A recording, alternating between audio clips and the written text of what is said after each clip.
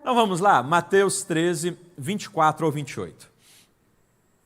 Jesus lhes propôs outra parábola dizendo: o reino dos céus é semelhante a um homem que semeou boa semente no seu campo. Mas enquanto todos estavam dormindo, veio o inimigo dele, semeou o joio no meio do trigo e foi embora. E quando as plantas cresceram e produziram fruto, apareceu também o joio. Então os servos do dono da casa chegaram e disseram: patrão, o senhor não semeou boa semente no seu campo? De onde então vem o joio? Ele, porém, lhes respondeu: um inimigo fez isso. Um inimigo fez isso.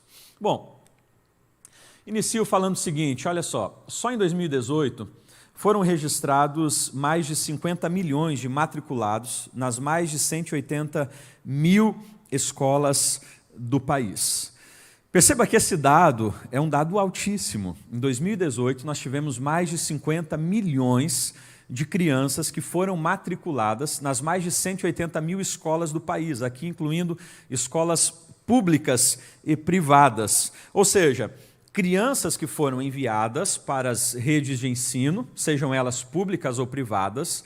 No processo, no desejo, não é dos pais, o primeiro desejo é exatamente a alfabetização dos seus filhos, que eles comecem a ler, a escrever. As primeiras vitórias curriculares é quando os filhos começam a fazer as primeiras junções, não é, de letras, de palavras, as leituras de frases. Então veja, em 2018 nós tivemos esta estatística, e é uma estatística interessante e muito boa, ou seja, o incentivo à alfabetização, a compreensão de uma boa leitura, de uma interpretação de texto, de uma escrita que possa ser lida e compreendida. Ok, isso é muito bom, isso é ótimo.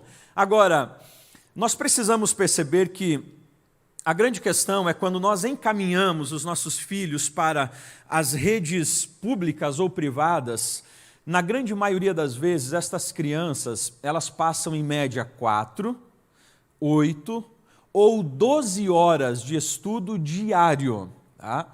Algumas semanas atrás, conversando com a diretora de uma escola privada, confessional, e ela falando sobre o grande desafio em alguns momentos chamar pais e orientá-los, dizendo: olha, você está deixando o seu filho aqui às 6h30 da manhã e retornando às 18h30 para levá-lo para casa. Ou seja, essa criança está passando 12 horas nessa instituição e apenas 2 ou 3 horas com os pais, até que eles durmam e no outro dia essa rotina inicie-se da mesma maneira. E aí a grande questão é, enviamos as nossas crianças, os nossos adolescentes, os nossos jovens para as instituições, e a pergunta é, como as instituições estão devolvendo eles para nós? Você já parou para perguntar e pensar sobre isso? Você encaminha o seu filho, de 4, ou de 5, ou de 6 anos de idade, quando se torna obrigatório, para uma instituição pública, e essa instituição pública irá devolvê-lo quando ele chegar aos seus 17, 18, e se você ainda investir 4 ou 5 anos em uma universidade, ele retornará com os seus 21, 22 anos para a sua casa. E a grande questão é, como ele estará retornando? Como as instituições do nosso país estão devolvendo as nossas crianças, os nossos adolescentes e os nossos jovens. O que colhemos hoje é fruto do que foi plantado no ontem nas nossas escolas e nas salas de aula. Provavelmente você acompanhou semanas atrás o processo em que a Colômbia agora descriminalizou o aborto a partir ou até 24 semanas de gestação. E aí, na passeata de celebração à morte, você percebe que o grande número de pessoas que estava ali era feita de jovens.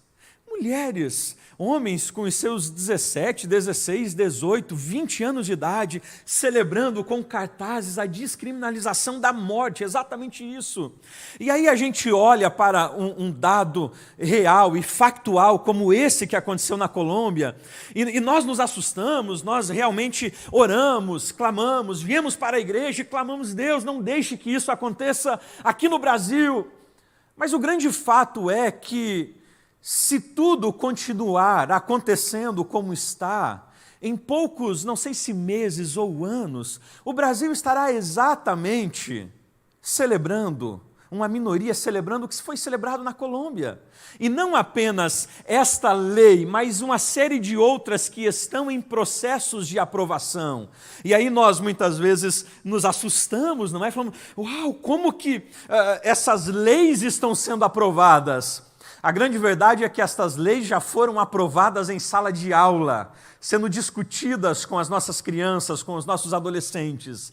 Elas já foram pavimentadas na mente dos nossos estudantes, e é apenas uma questão de tempo para que elas se tornem oficial no nosso país. Então, pensando nisso, queridos, eu quero hoje conversar contigo sobre 4 verdades relacionadas à nossa educação no país. 4 verdades relacionadas à nossa educação no país. E aí eu sei que talvez alguns papais aqui da década aí de 60, 70, vão até dizer: não, mas na minha época. Pois é, na sua época não era assim. Mas hoje nós vivemos esta realidade. Hoje nós vivemos essa realidade. Primeiro, vamos iniciar com esta: a verdade sobre os péssimos índices de educação no Brasil. Gente, quando nós paramos para fazer uma análise sobre os índices de educação no Brasil, você se assusta em perceber que nós estamos ou somos um dos piores índices de educação quando comparado a outros países. Então eu começo aqui, ó. O Brasil, no ranking da Organização para a Cooperação e Desenvolvimento Econômico, a OCDE. A OCDE realizou algumas análises com aproximadamente 76 países que foram analisados com relação à educação, avaliações sendo feitas a partir dos estudantes. Bom, dentro de 76 países que foram avaliados, o Brasil apareceu na posição de número 60, entre 76 países. E aí, quando você vai fazer uma análise nesse ranking relacionado à América do Sul, o Brasil aparece em último lugar junto com o Peru. Então a gente já inicia aqui tendo uma compreensão de que a nossa educação, ela está em frangalhos.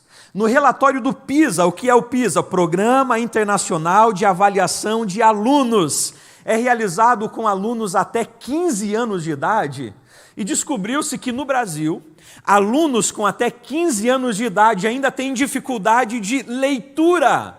Ou seja, de 60 a 70 palavras por minuto, eles possuem dificuldade de leitura e uma grande dificuldade em realizar contas. Basta você fazer uma análise rápida com relação ao Enem. E você vai perceber que os alunos passam até o ensino médio estudando. Eles chegam no Enem e tiram notas baixíssimas. Baixíssimas em interpretação de texto, baixíssimas em cálculos e principalmente no processo de redação. E a gente diz: uau, o que está acontecendo com a nossa educação? Bom, seguindo, alguns anos atrás foi realizado uma análise com os alunos, o desempenho de alunos ricos no Brasil, ou seja, alunos que estudam nas melhores instituições do país, nas melhores instituições. E aí a gente não está falando de instituição pública. Então seria aqui, por exemplo, em Blumenau, alunos que estudam no Bom Jesus, um Barão. Então, alunos ricos que estudam nas melhores instituições do país, comparados a alunos pobres de países desenvolvidos. E o resultado foi que os alunos ricos do Brasil, que estudam nas melhores instituições, tiveram os índices inferiores aos alunos pobres dos países desenvolvidos. Seguindo, O Brasil no PANS, o PANS é um programa internacional que trabalha para medir o analfabetismo das nações. O Brasil aceitou entrar nesse programa no ano de 2019, porque até 2019 havia um grande problema com relação ao analfabetismo. Crianças com 8 a 9 anos de idade ainda eram consideradas analfabetas, porque não conseguiam realizar uma leitura de 40 mil palavras, ou de 40 palavras por minuto. Ou seja, uma criança não conseguia realizar uma leitura de 40 palavras por minuto. E aí, isto dentro do PANS significa analfabetismo. Então, até 2019, o Brasil decidiu não entrar nesse exame porque os resultados eram vexatórios. Então, quando a gente fala de escolas de anos iniciais, ou fundamentais, ou médio, nós entendemos que o Brasil, ele configura um dos piores, ou ele está em um dos piores rankings relacionado à educação. Estamos falando da gente. Aí você diz, não, mas pastor, veja bem, vamos falar um pouco sobre as universidades? Vamos falar então sobre as nossas universidades. Bom, que está o índice das nossas universidades? E aí existe uma questão que, principalmente na era PT, havia uma proposta em que eles escancaravam esta informação muito interessante com relação à produção acadêmica. Então, olha só, no índice internacional, o Brasil aparece na 13ª posição na produção de material acadêmico, ou seja, teses de MBA, mestrado e doutorado, o Brasil aparece em 13º lugar. Uau, isso é incrível! Ou seja, o Brasil, ele está produzindo muito material científico. Só que o grande problema é que quando se realiza o exame no quesito de qualidade, o Brasil está aí com uma porcentagem de 0,45 numa escala de 0 a 10. E aí, pasmem os senhores, você vai encontrar teses de mestrado e doutorado que são financiadas pelo governo e que custam em média 20 a 30 mil, teses como, por exemplo, esta: sapatos têm sexo? Metáforas de gênero em lésbicas de baixa renda. Isso é uma tese de mestrado. Outra, por onde andam os gogoboys de Juiz de Fora? Então, estas são as teses de mestrado e doutorado das nossas universidades. Então, há uma produção muito grande de teses de mestrado, de doutorado, só que estas produções, elas não existem a nível internacional porque não podem ser aproveitadas. E aí, quando isso foi questionado em uma discussão na área de educação, alguns se levantaram e falaram, não, mas é que as teses de mestrado e doutorado do Brasil não são bem aproveitadas no quesito internacional por conta do nosso idioma, porque o português é difícil de tradução. Mas aí foi realizada então uma pesquisa com relação às teses de Portugal e se percebe que elas são muito bem aproveitadas. O problema não é o idioma, o problema é o conteúdo.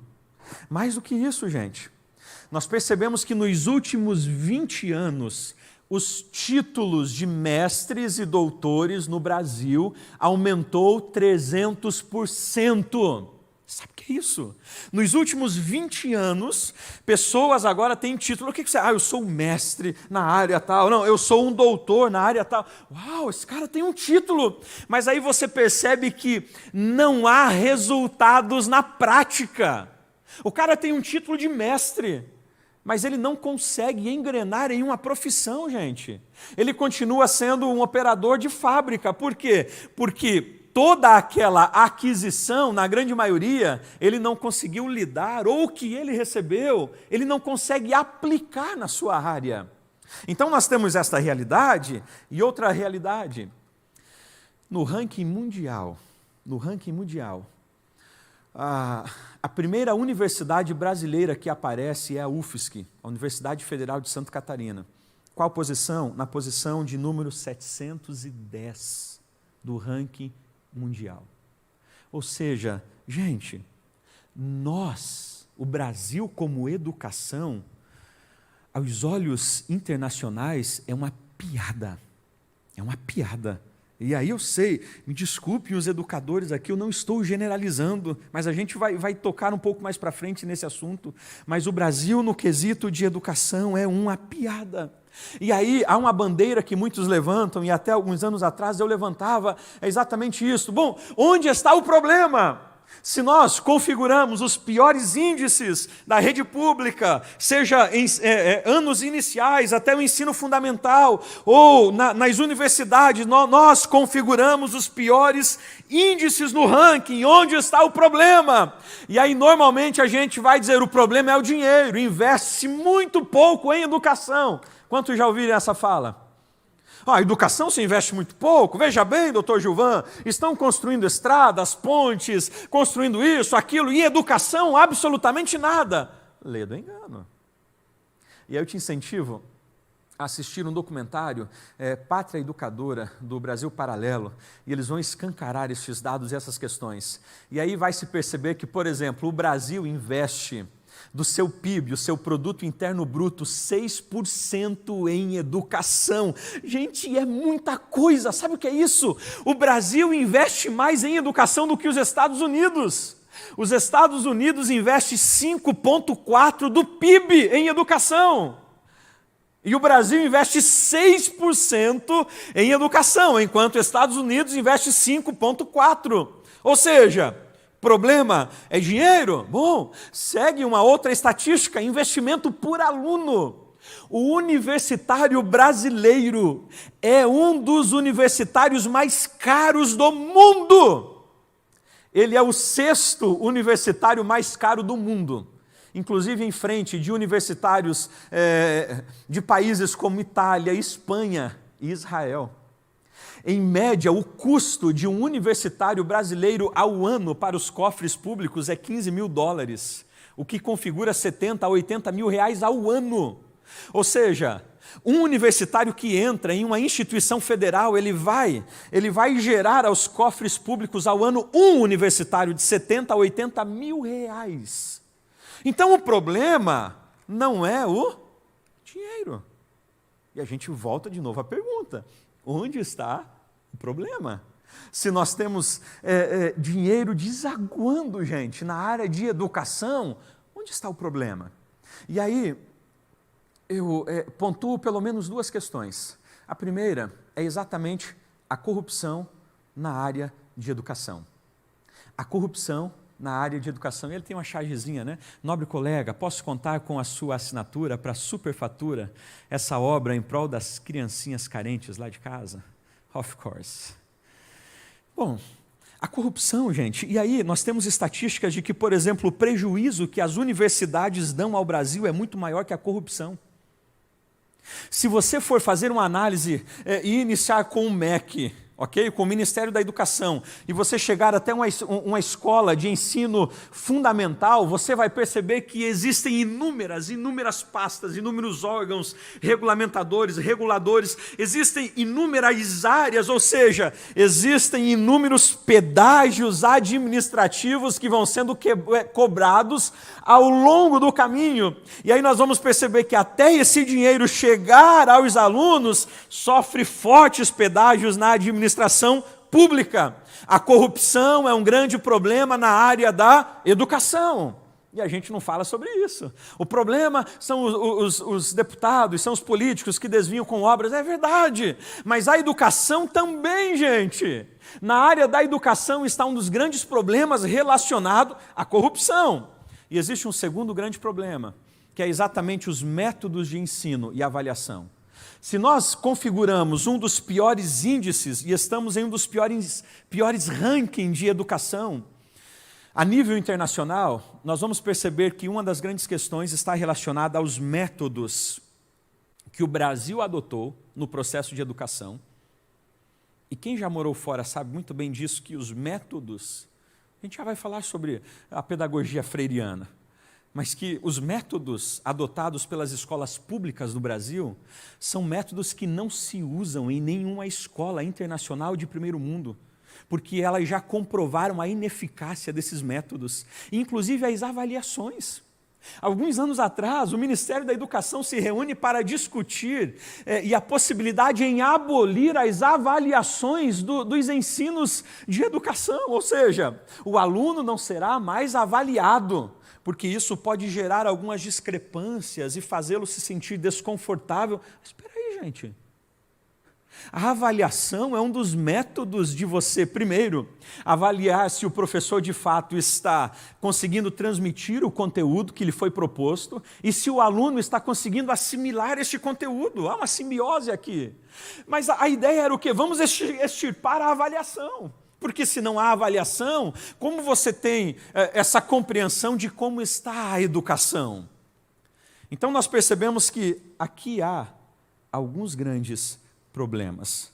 E aí você tem, olha só, alunos que entram nas universidades e os professores das universidades com o ensino raso formam estes alunos que sairão das universidades e que lecionarão nas escolas públicas, seja de ensinos fundamentais ou médios, e formarão alunos rasos também na educação. E esse ciclo ele continua. Professores com uma capacidade intelectual e um domínio de conhecimento baixíssimo, ensinando alunos que terão que resultado.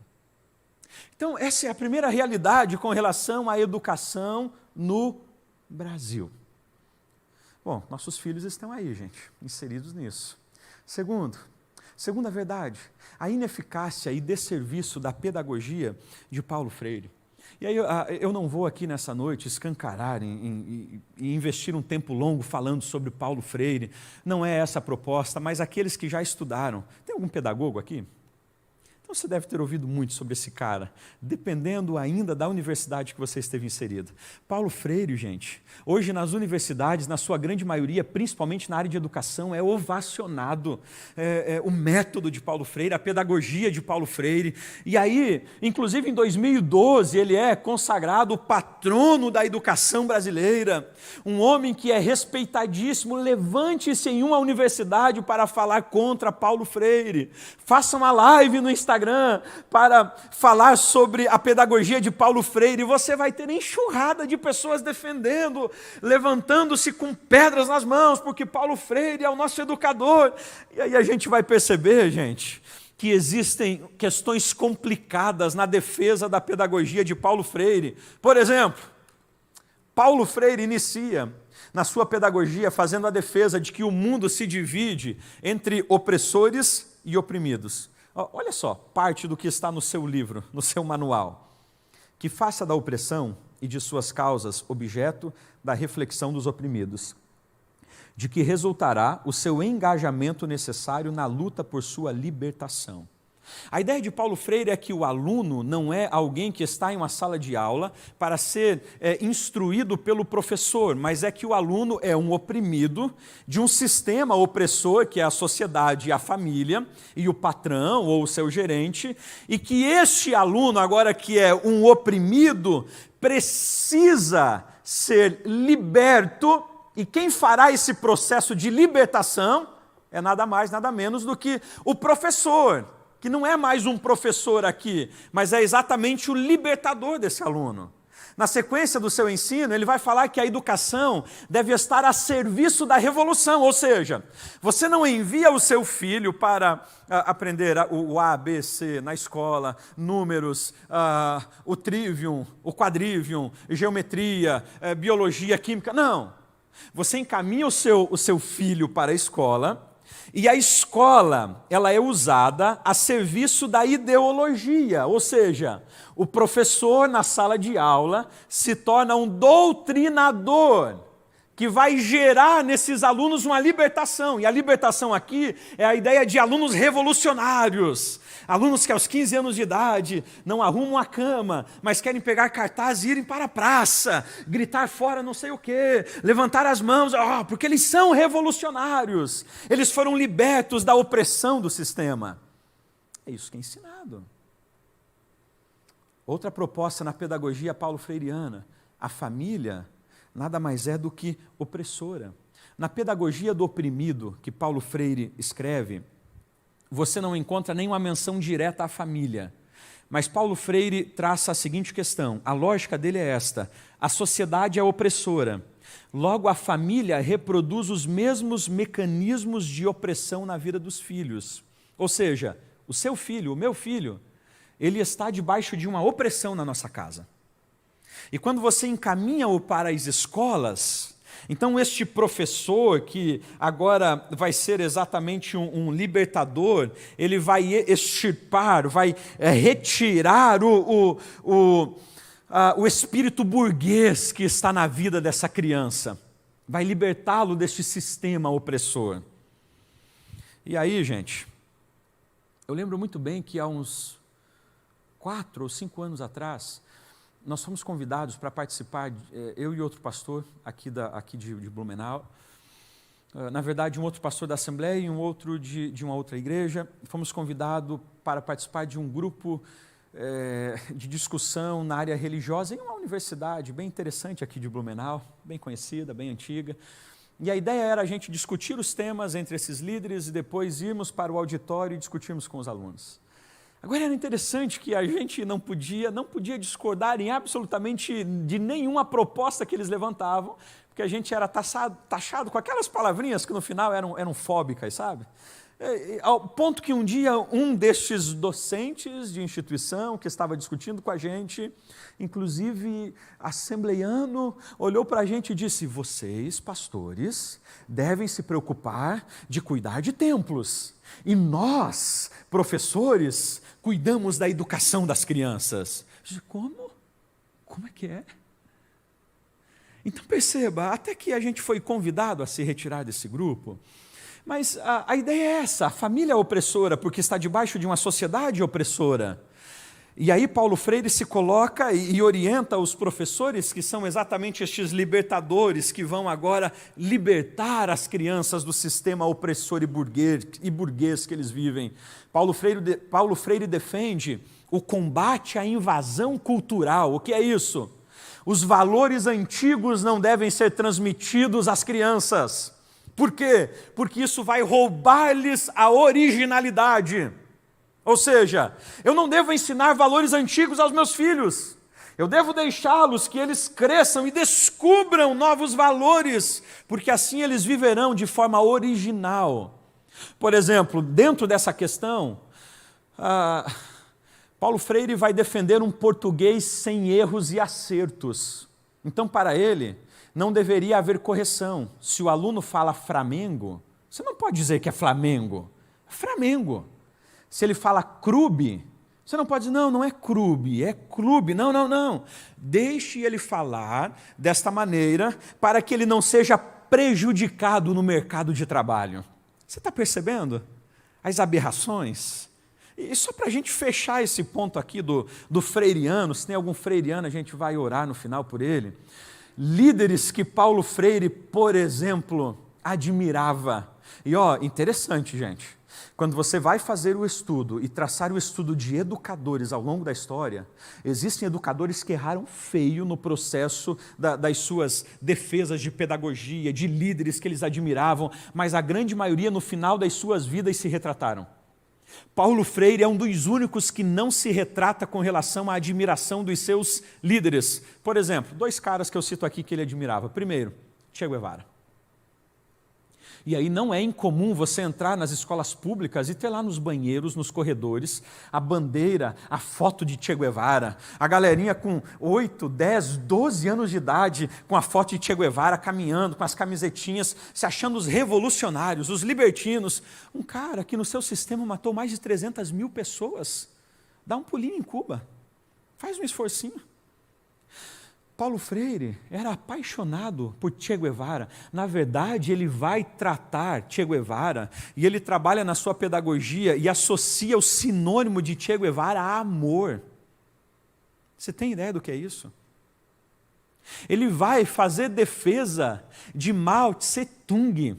Quem é Mao Tse-tung? Nada mais do que um líder do Partido Comunista Chinês, que foi responsável pela morte entre 40 e 80 milhões de pessoas na China.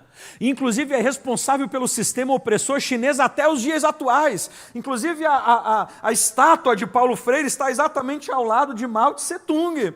Um dos caras que ele admira, é este o homem que foi considerado em 2012 patrono da educação brasileira, Paulo Freire.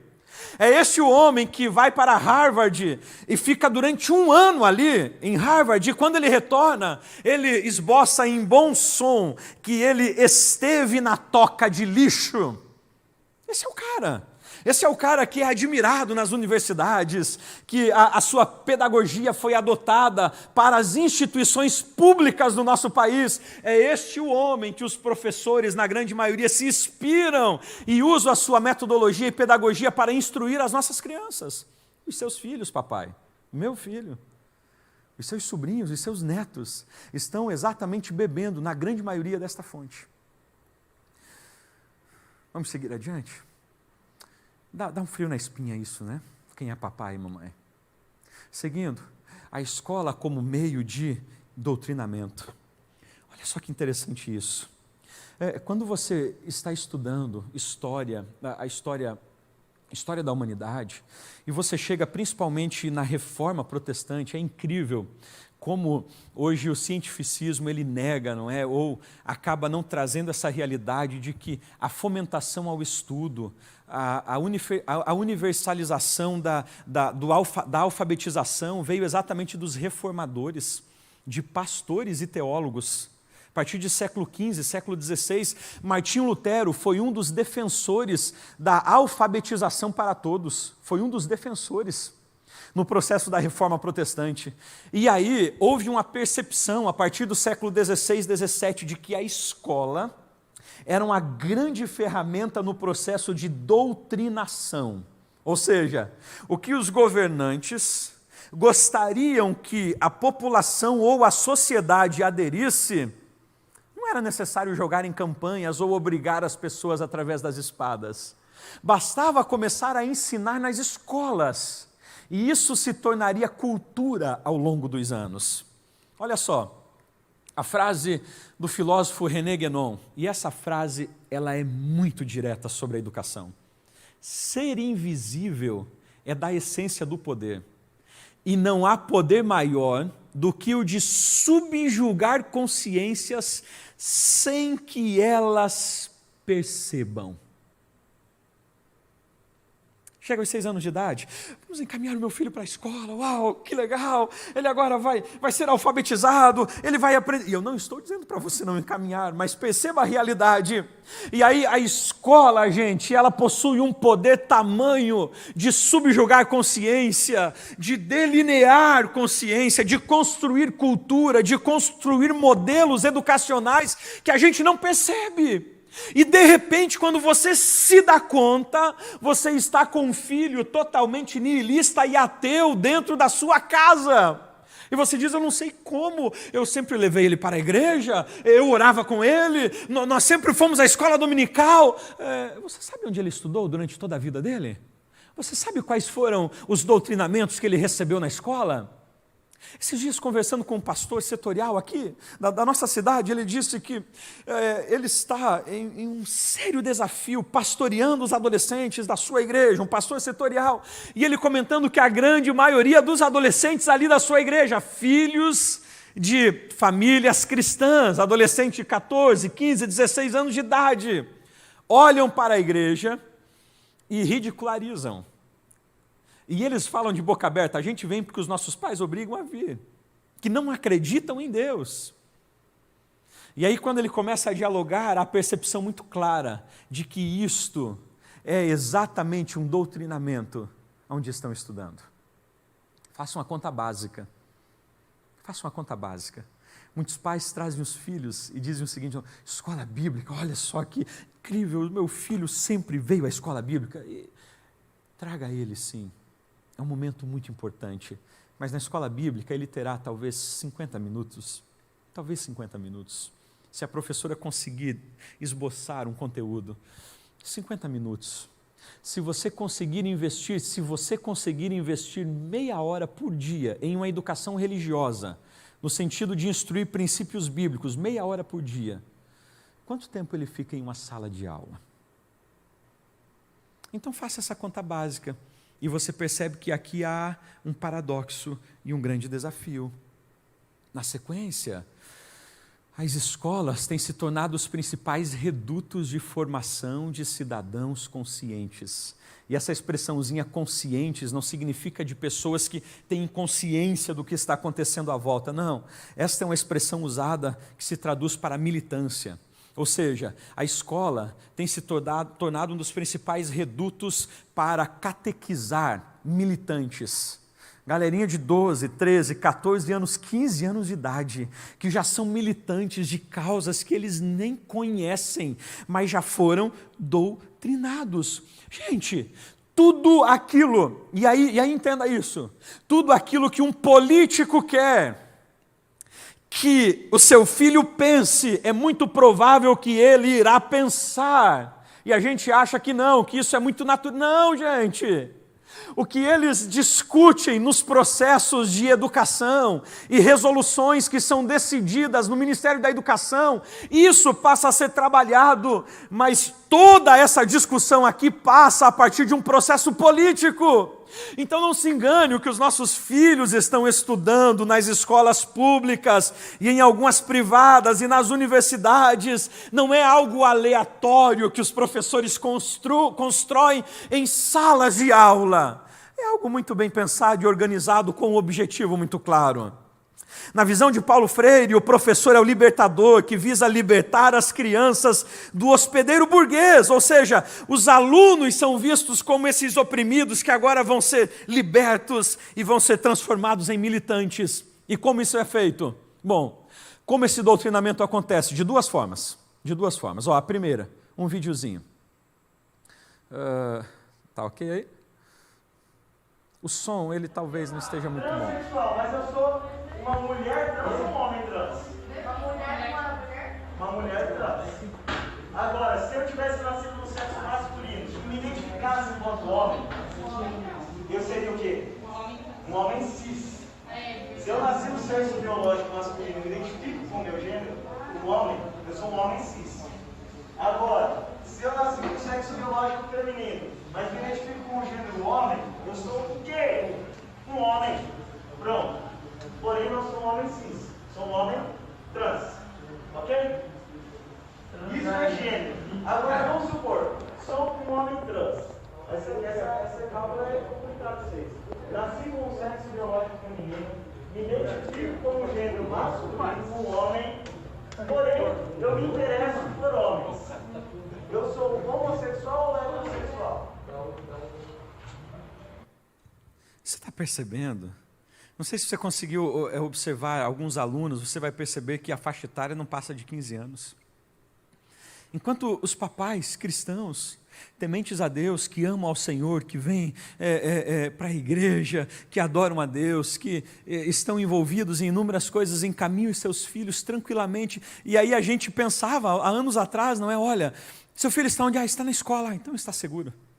Não era essa a mentalidade dos papais aí, de anos atrás? Não era isso? Montite, está ali balançando a cabeça, meus papais ali, essa era a mentalidade. Enviou seu filho para uma escola, a esse meio período que está na escola, está tudo bem. Está tudo tranquilo, não é, doutor Gilvão? Está tudo certinho. Está ali na escola aprendendo, porque afinal de contas ele vai se tornar um homem, uma mulher, vai ser uma pessoa que será influente na sociedade. Não é essa a realidade hoje. E aí nós percebemos que isso está cada vez mais, se torna cada vez mais uma realidade. Eu e a Thaís já fomos chamados umas 2 ou 3 vezes na escola por questões semelhantes a esta. O professor um dia nos chamou e disse, olha, a gente teve uma discussão hoje com a sua filha, a Bianca tinha 5 anos na época. Qual foi a discussão? Pois bem, a gente estava ensinando isto e ela se levantou e disse que não era assim, não era assim. E aí acabou gerando uma confusão, alguns amiguinhos ficaram em dúvidas e a gente gostaria que ela não expressasse mais isso. Você está percebendo? Em uma instituição que era paga. E a nossa fala para ela foi, eu não entendi o que a senhora está falando com isso. A senhora quer que a nossa filha se cale com relação a essa questão e que ela assimile apenas o que você está falando, é isso? Aí ela percebeu que, não, pai, veja bem, não é bem isso, mas é que gera uma confusão. Diz, não, mas olha que interessante, professora, a minha filha pensa diferente do que a senhora está ensinando. E não é válido esse pensamento, porque é o que nós acreditamos? Ou a senhora está, então, falando para a gente que o ensino contrário é descartável aqui? Não, pai, não é isso. É que, e aí houve um desarme, Mas, gente, isso é algo corriqueiro nas escolas, é algo corriqueiro. Então, primeiro, você tem um doutrinamento por professores, você tem um doutrinamento. Bom, mas não são apenas os professores, nós temos uma segunda maneira de doutrinar as nossas crianças, que é exatamente a PNLD, Programa Nacional do Livro e Material Didático. O que é isso? Então o MEC, ele possui o seu livro curricular para as instituições públicas. Desde os primeiros anos até o ensino médio existem aqueles livros. Você já lembrou aí que a gente levava aquela penca de livros para a escola, trazia ou deixava na escola, não é? Aqueles livros grossos. Pois bem, quem define o conteúdo que será estudado é o Ministério da Educação. Ao definir o conteúdo, é então passado para as editoras, que conteúdo deverá ser abordado. As editoras contratam os professores que são os escritores, que estarão escrevendo esse conteúdo e então vendendo para o Ministério de Educação, que vai distribuir todo este material para as escolas públicas. Então, aqui já tem um iceberg de corrupção gigantesca. Tem um cara,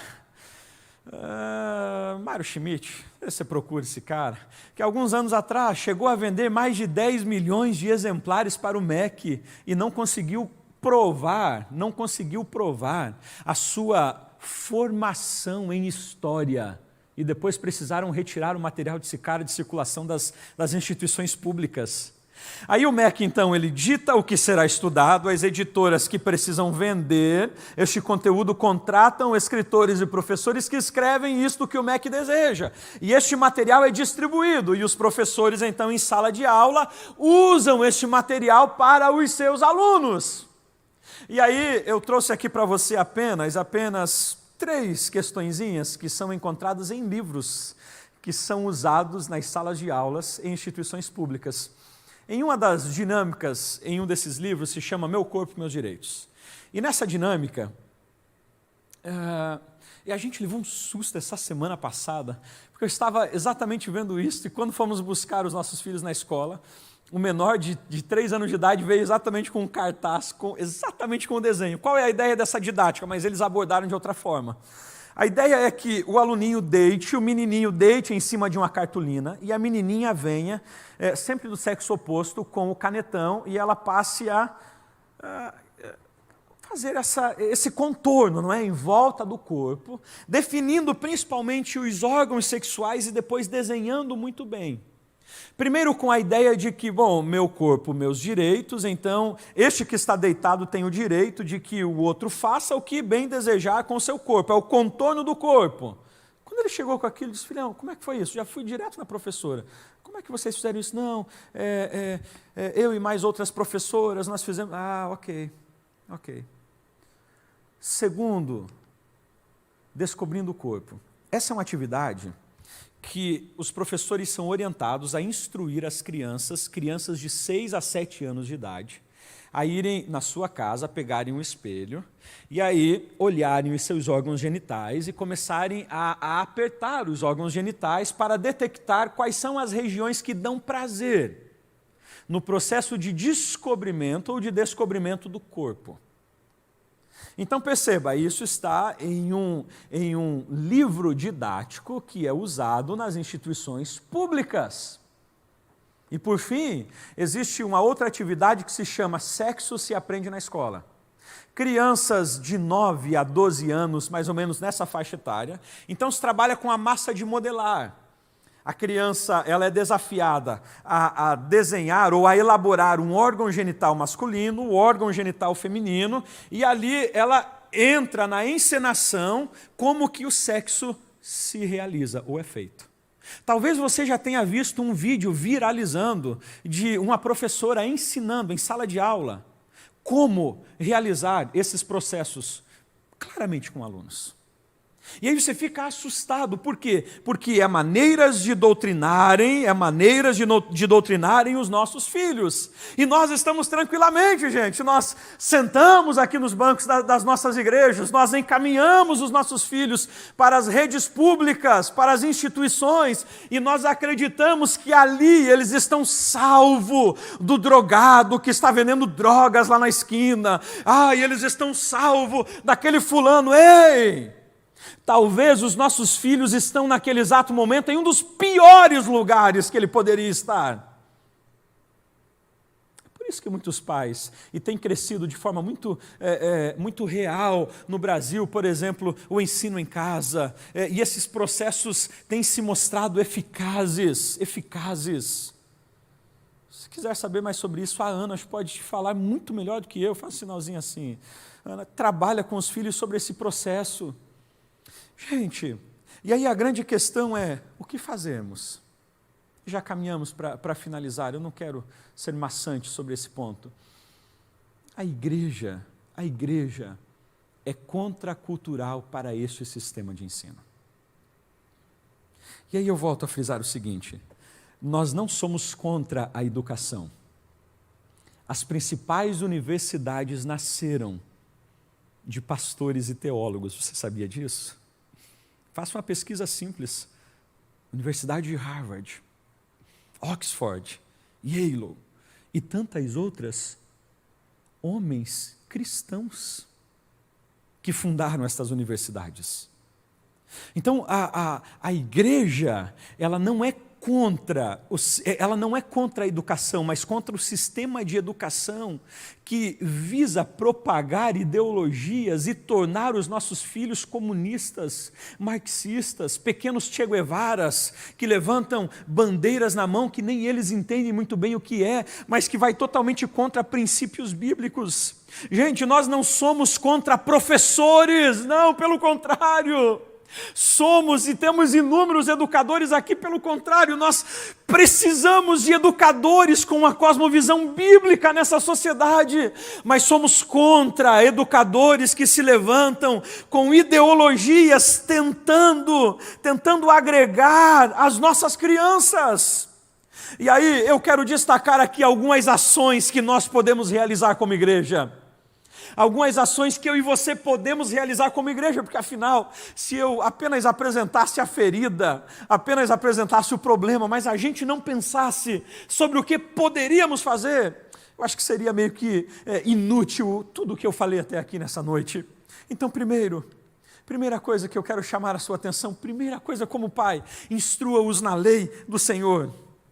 O maior sucesso não é o quanto você possui de bens ou vai deixar para os seus filhos. O maior sucesso reside exatamente na instrução nos caminhos do Senhor.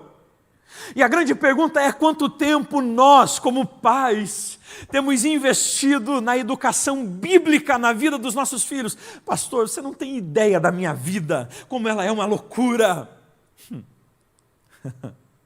Todas as coisas que nós realizamos, fazemos e praticamos, elas são secundárias. A nossa vocação principal como pai e mãe é exatamente a instrução dos nossos filhos no caminho do Senhor. É a vocação principal. É a vocação principal. E aí nós somos desafiados a exatamente realizar esta prática, a ensinar aos nossos filhos sobre Deus, sobre Jesus Cristo, sobre o pecado, sobre a necessidade de um Salvador. Gente, nós precisamos ensiná-los. E não é preciso você pegar uma revista do discipulado e sentar todos os dias com ele e falar, senta aqui agora, os três, vamos lá, silêncio. Então vamos lá, aqui nessa lista. Não, gente, é Deuteronômio 6. Andando, sentado, deitado, onde você estiver, você vai instruindo os seus filhos. Ontem nós estávamos no CTM e aí eu peguei os meus filhos e fomos lá na casa de oração. E para quem não conhece, a casa de oração no CTM possui toda aquela parede aqui, o mapa mundo. E aí tinha uma cruz ao lado. E aí são os processos de discipulado. Então o pequeno de 3 anos, o Gabriel disse, papai, cruz, a cruz de Cristo. Eu disse, então filho, é a cruz que Cristo morreu. mas que era para eu e para você, inclusive, morrer ali. Eu? Sim. A gente fez coisas tão feias, só que a gente não tinha condições de nos salvar, então ele veio e morreu ali por nós. Pequenos processos. Peguei os 3, entramos, mostrei o mapa, aí disse para eles, aqui está a Rússia, estão vendo? Uau, que grande então. Aqui está a Ucrânia, filho. E eles olhando. Então, esses 2 países estão em guerra. E a Bianca, com 6 anos, a primeira coisa, papai, para quem você está torcendo? Eu disse, não, filha. Guerra, os 2 lados perdem. E aí, conversei com eles, vamos orar por esses 2 países, vamos orar pelas crianças que estão aqui na Ucrânia, por estas famílias, vamos orar pelas famílias que também estão na Rússia, famílias que não queriam isso, que também sofrerão por conta de sanções. Vamos orar. E eles colocaram as mãozinhas, e nós colocamos as mãozinhas e oramos ali. São processos de ensinos e de instruções que você vai realizando diariamente com o seu filho. Pastor Aguiar citou aqui no Seadblo, que ele esse ano decidiu com a sua casa orar pelos países. E ele imprimiu inúmeras bandeiras. E aí cada membro da família escolhe uma das bandeiras e por um período ora por aquele país. Lê sobre aquele país, conhece um pouco e ora sobre ele. E ele entra no quarto e vê a filha dele, abraçada numa bandeira e orando sobre e por aquele país. São esses processos que nós não podemos perder. Às vezes acreditamos que o processo para ensinar realmente os nossos filhos é aqui, queridos. Barney, que é um dos incentivadores da Fé no Lar, um programa estabelecido nos Estados Unidos, ele diz em um dos seus livros chamado Fé no Lar que a igreja é apenas um membro ou um braço auxiliador da família no processo da educação cristã dos filhos. Ou seja, a responsabilidade de instruir os meus filhos não é do pastor ou dos líderes, é minha como pai, é da minha esposa como mãe. Precisamos instruir os nossos filhos. Enquanto durante a semana eles são expostos 1 hora às Escrituras, eles são expostos de 20 a 40 horas ideologias antibíblicas. Qual delas prevalecerá? Segundo, conheça o ambiente em que seu filho está estudando. Papai e mamãe, essa escola ali, pública ou privada, confessional, essa escola é o ambiente onde seu filho está, você precisa conhecer ela. Você precisa saber quem é esse diretor. Você precisa saber 3 letrinhas, PPP. Projeto Político Pedagógico. O que é isso? 2 coisas básicas. Qual é o objetivo dessa escola para com o seu filho? E quais os meios que eles usarão para isso? Você precisa perguntar isso com a direção, o coordenador pedagógico. Qual é a proposta pedagógica dessa escola? Quais são os conteúdos que vocês abordarão esse ano na sala que o meu filho está estudando? Mas pastor, eu posso isso? Só não pode, você deve, você tem direito sobre isso. Você tem direito de dizer, olha, eu não trarei o meu filho nisto aqui, porque eu não concordo com isso. Então já veio bilhetinho para casa sobre ensino religioso, papai, você tem que assinar isso. Não, vou assinar não. Marquei já horário com a coordenadora pedagógica, a gente vai discutir algumas coisas. É direito nosso. Conheça o ambiente onde o seu filho está, não seja um pai alienado, mal sabe o nome da escola onde o filho está estudando, porque afinal de contas a escola é boa. Claro que é, dependendo da escola onde você coloca o seu filho. Agora, dependendo da escola onde você o coloca, você pode até pagar muita grana para ele estar ali, e ele sairá dali revoltado contra você, contra Deus, contra a comunidade, contra pais, princípios e uma série de outras coisas. Outra coisa, sabatine seus filhos. O que é isso? Gente, o processo de conversa com os filhos sobre o que eles estão estudando na escola. Mas alguém faz homeschooling aqui? Então só um casal. Então isso aqui é diretamente para todos os demais. Sabatine, não no sentido de você desmerecer, não, o que você está estudando lá? Não é bem assim, não. Mas sabe, no processo de você instigá-lo a falar, filhão, o que você viu hoje na escola? Ah, eu aprendi isso, mas só isso, o que mais? Isso aqui também, uau, olha só que incrível. Ano passado minha filha chegou e disse, pai, a gente estudou sobre quem? Sobre um cara chamado, e ela foi dizer, filha, Fritz quem? Fritz Miller. Eu disse, quem foi esse homem, filha? E aí ela contou assim coisas incríveis que a escola contou deste homem. Uau, Fritz Miller, não é? Um naturalista, um botânico, alguém que inclusive aqui, blumenauense, veio aqui para a nossa cidade. Uau, inclusive na agenda da escola dos nossos filhos, este ano veio lá a caricatura de Fritz Miller. Eu disse, beleza, filha, tudo isso legal. Agora vamos sentar aqui com o papai? Vamos ver um outro lado que a escola não te contou desse cara? Mas esse cara, ele dialogava com Darwin na construção da teoria da evolução. Então, filha, o que é isso? Então, esse cara, assim, ele basicamente ele não acreditava que Deus criou todas as coisas. Eu assim, como assim? Ela disse para mim, exatamente, como assim, papai? Ele não acredita que Deus fez tudo? Eu disse, pois é, filha, ao mesmo tempo tão inteligente, ao mesmo tempo tão tolo, né? Eu disse, E aí você começa a instruí-lo. No outro dia chegou na escola, teve problema sobre isso. Vai fazer o quê? Você precisa sabatiná-los nessa questão. Gere senso crítico. Lembram do texto inicial que a gente leu? O texto diz que os trabalhadores semearam o trigo no campo. Os dias passaram, os meses passaram. Quando o trigo cresce e começa a dar frutos, já tinha se passado muito tempo. Os trabalhadores perceberam que tinha joio também. Gente, o que nós semeamos é trigo. Agora a grande questão é, como estes homens não viram o joio crescendo, ou quando ele foi semeado?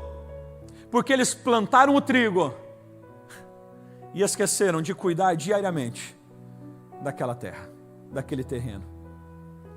Todos os dias eu preciso sentar e ver se não foi semeado nenhum joio no coração do meu filho. E se foi, eu preciso tirá-lo. Todos os dias. Todos os dias. Caminhando para finalizar. Isso aqui eu incentivo você.